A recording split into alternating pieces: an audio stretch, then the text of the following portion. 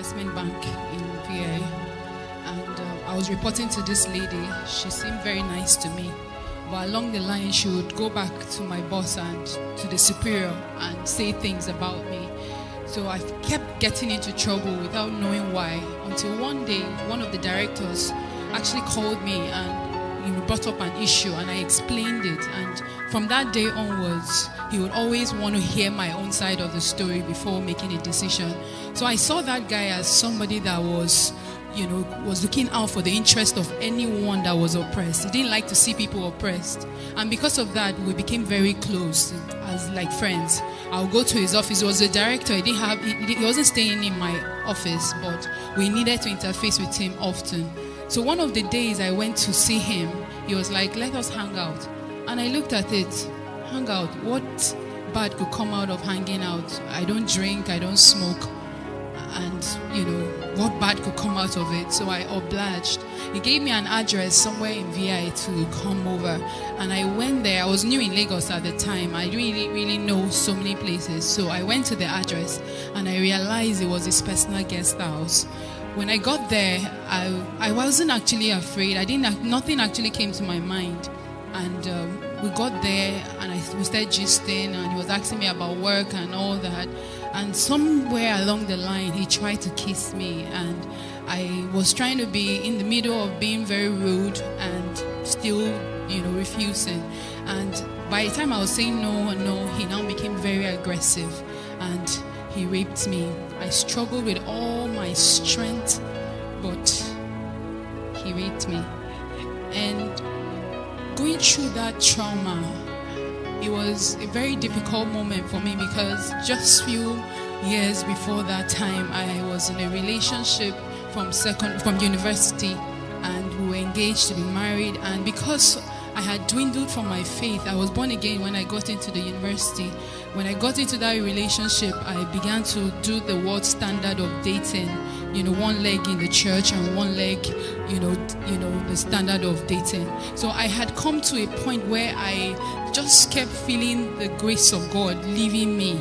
And I made a resolution that I wanted to stand and serve God with all my heart. And at that time, it was just, I had actually broken up that relationship because of my faith.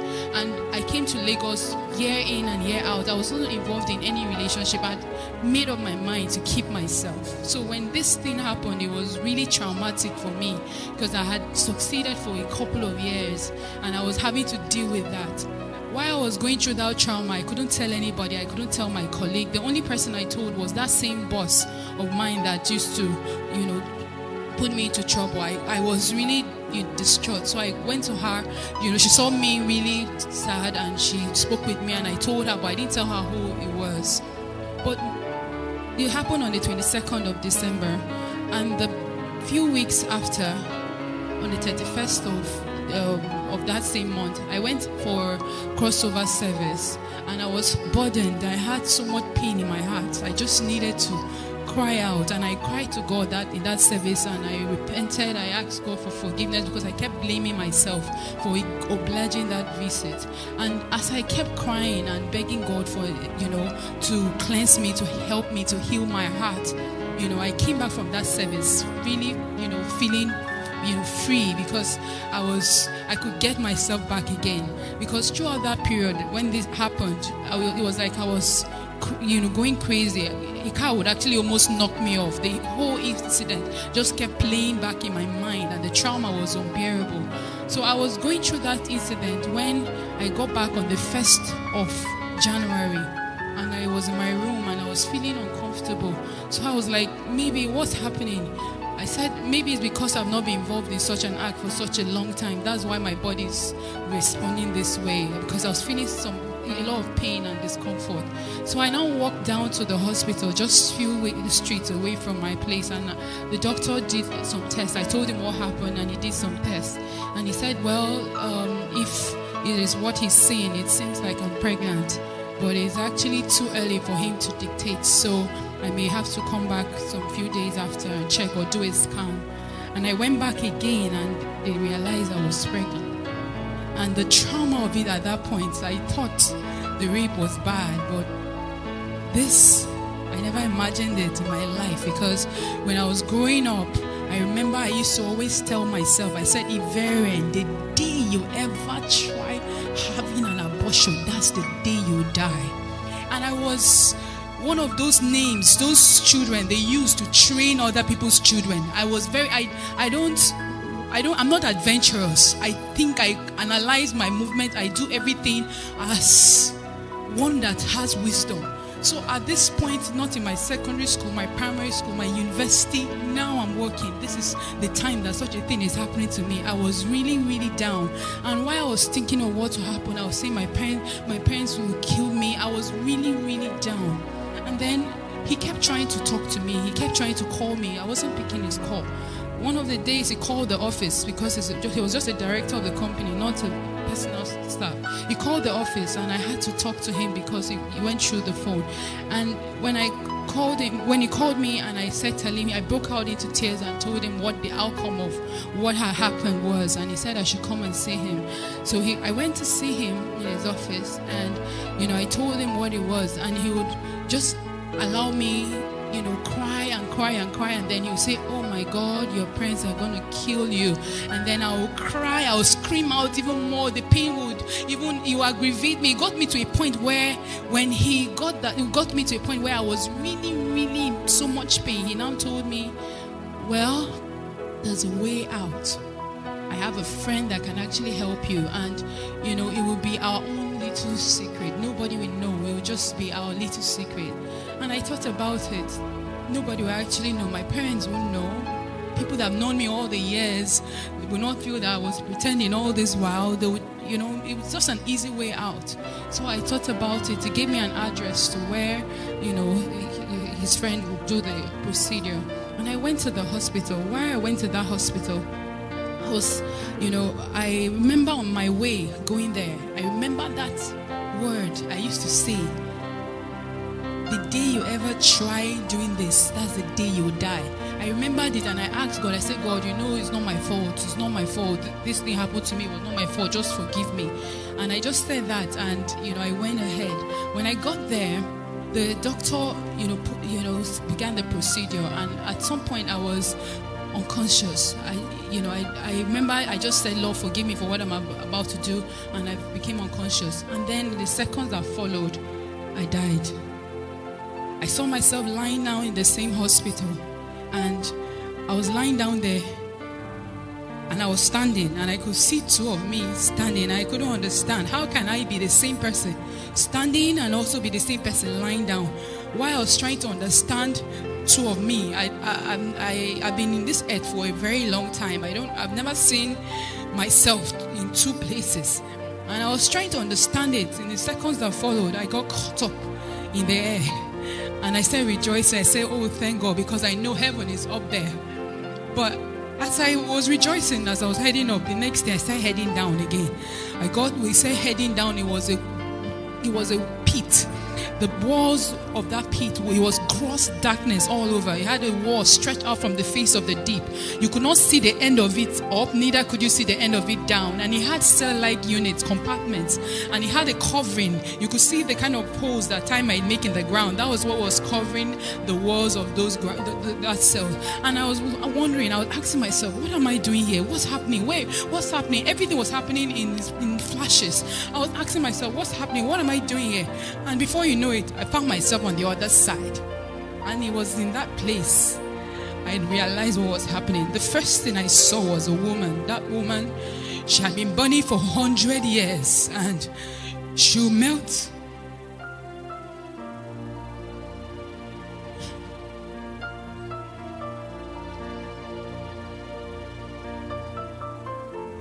She was burning for 100 years. If you look at the fire, that liquefied fire, that is like magna from a volcanic eruption, she will melt off. And she was crying with every strength in her and asking God for a second chance. And she will form back again. And she just kept crying and gnashing her teeth. As I was looking at her, it was no longer about what I was looking at. The fire began to ravish me from my head down to my feet. I began to burn and I began to cry, and I was screaming with every strength in me. I was begging God for a second chance, and I was crying out loud. It was in that place certain scriptures became very tangible to me. When the Bible says there will be gnashing of teeth, I found myself gnashing my teeth. I was grinding it and I was screaming, and my shouts were loud. If I shout now, the next shout will be louder, but this energy it keeps depleting, but your shouts keep increasing. I was screaming, everybody was screaming, everybody was begging God for another chance. As I was shouting and I was begging God, I remember a few things that occurred there. Some of the things that were traumatic for me were the fact that if you just imagine that everybody was shouting, the noise there was enough, was like a bomb blast blasting off your ears. If there was no fire, if there was nothing there, just that noise was enough to burst your earballs, but you wouldn't die. Then imagine you cannot breathe, you hold your nose for 1 hour, you cannot breathe, but you cannot die.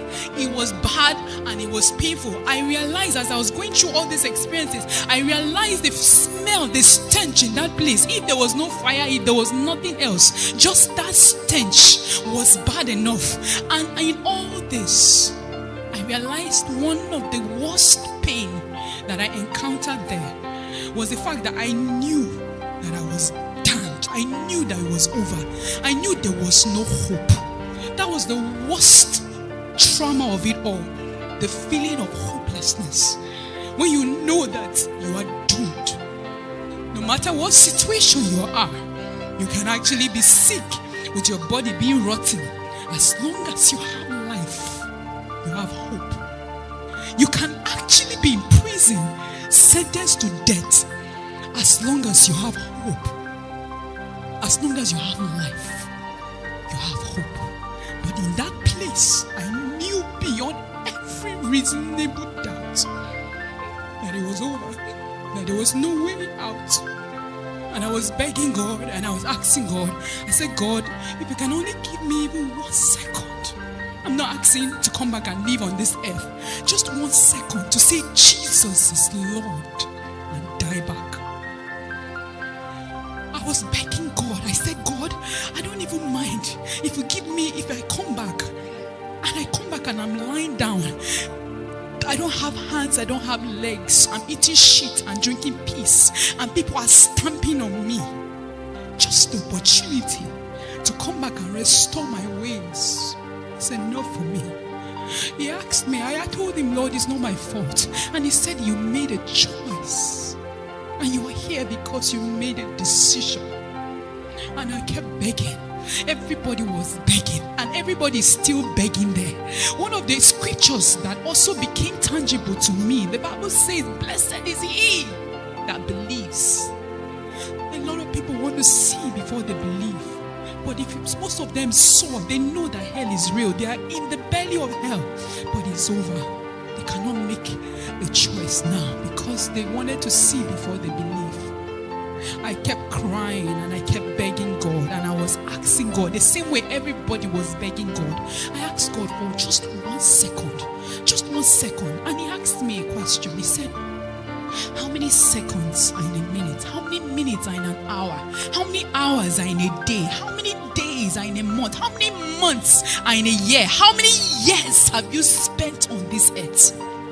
Weigh those seconds in those years. With this 1 second, you're asking me, which of them is greater? Why is this 1 second now more important to you than all those years? And I was helpless. And I kept begging. Every other person was begging. I asked God, I said, God, I preached heaven and hell when I was in secondary school. When I gave my life to Christ, I was one of those students that believed that Jesus is coming now. Those radicals. I always knew heaven and hell was real. I preached it, but I never knew it was this real. And I asked him, I said, why is it that this thing is so real, but we live our lives like it doesn't exist? And he said that's the trick of the devil. He blindfolds our minds so that we are busy chasing what is not important. And at the end of it all, we realize what is important, but we did not pay attention to what is important. And I kept begging. Every other person was begging. I realized another scripture that says a living dog is better than a dead lion. As long as you are alive, you can make a choice for where you're going to. But once you close your eyes from this earth, it is over. I asked God as I was crying, I was begging. Everybody was shouting with all their strength, asking for mercy. I asked him, I said, God, I preach this thing. Just give me this opportunity. Let me go back and preach. Let me go and share this news with other people, because I don't. He now asked me a question.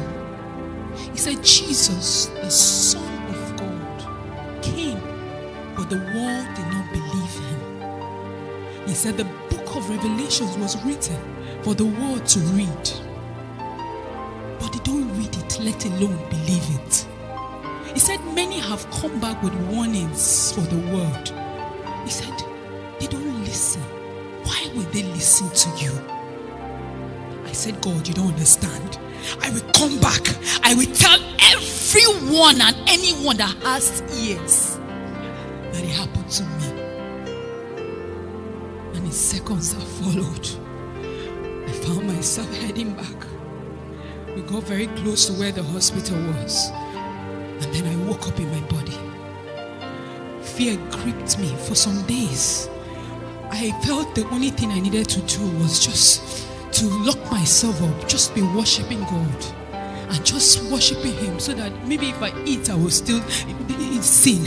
By talking, I will still sin. So I just wanted to lock myself. And he said, no, I brought you up so that you can come and sound the warning. Few weeks after I was so desperate. I would go about, Jesus is coming. But I was sharing it like somebody that was crazy, like somebody that was mad. But I couldn't tell people that have known me over the years, because I didn't want their reputation. I didn't want them to have a wrong reputation of me. And then one day the Lord told me, he said, for the same reason you died in the first place is the same reason you will die again if you do not go and warn my people. He said, if you love your reputation more than me, you do not deserve me. If you love your life, you will lose it. If you lose it, you will gain it. And I cried to God. And after that day, I received boldness. I found myself in Dominion City, and I received the grace and the boldness to share it. Even though it was a struggle, I received the grace to share it. But one of the things that happened to me, which is why one of the grace that happened to me, one of the last scriptures that became tangible to me, why everybody was begging and crying for God to have mercy on them. They were begging for 1 second. 1 second is tick. 1 minute is tick, tick, tick, tick, 60. 1 second. One of the things that became very tangible to me, it says, I have mercy upon whom I have mercy upon. When I died, God gave me a second chance just because of his mercy. Every other person that was burning that day is still burning today. But I'm here by his mercy and by his grace.